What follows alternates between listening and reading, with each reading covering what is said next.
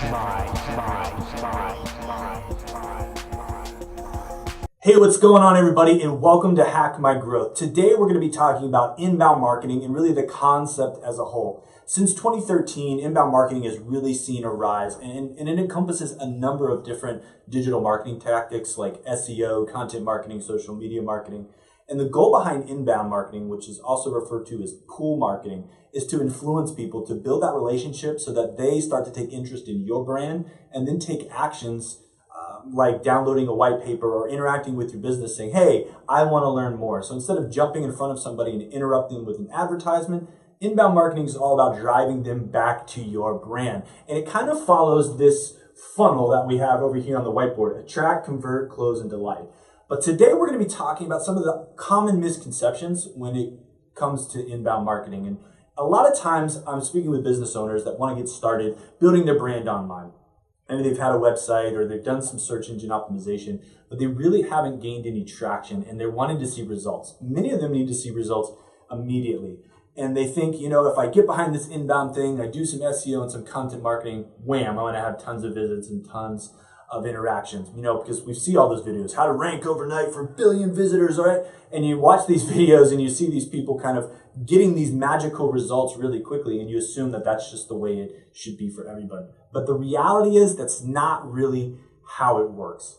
Growth takes time. Real growth with the people you want to interact with and actually attract to your site takes time. So the first phase of inbound is attract. And in this attract phase of inbound, we're doing things like SEO, optimizing our site for search. We're doing content marketing. We're also doing social. We're doing some email. There's a number of other ways that you can reach out. I mean, you can even use traditional marketing methods to attract people to your business. And this is all pulling people into this funnel. And what you want to start to do after you're driving the traffic and you're driving the right people to your site, which takes time in and of itself, then you need to work on converting them. This is where you have offers, forms, types of things that people would actually want to engage with. Not just putting up a piece of content you hope somebody wants, but actually learning about your buyers. And the reason this process takes a lot longer if you do it right is because you have to do the research to understand the person. Behind every single one of these metrics is a person who wants to do business with you or could potentially want to do business with you. But unless you actually meet their needs, they're never going to go through this process. The end goal of inbound marketing is delight. The reason we want to delight our customers is because then they become referrals. And we all know, I don't care what stream or what channel marketing you do, a personal referral is still the best form of marketing and creates the most engagement for any brand.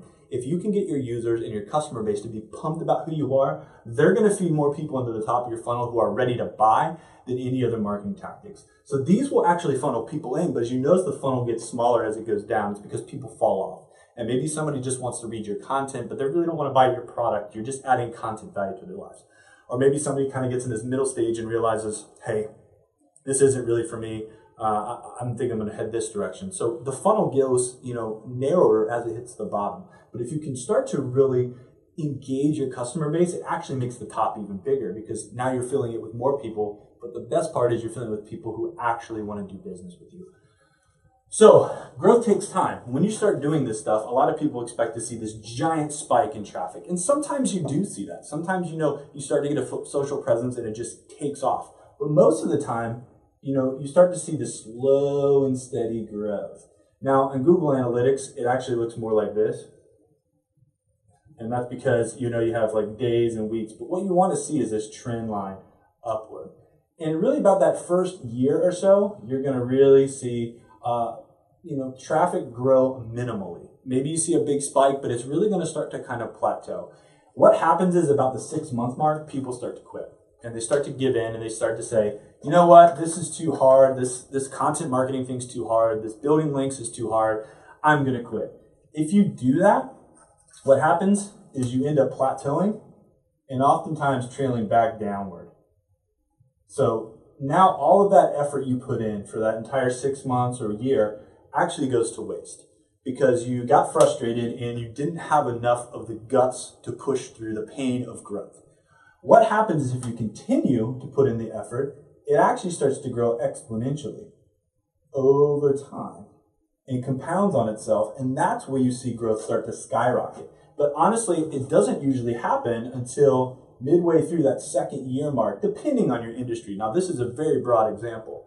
But what it shows is that if you continue to invest and you continue to put effort into the process, you're going to reap what you sow. If you stop doing the work, traffic trends are going to go the exact opposite direction, and everything's just going to tank and you go back down to where you were, and you'll be frustrated because you haven't seen growth.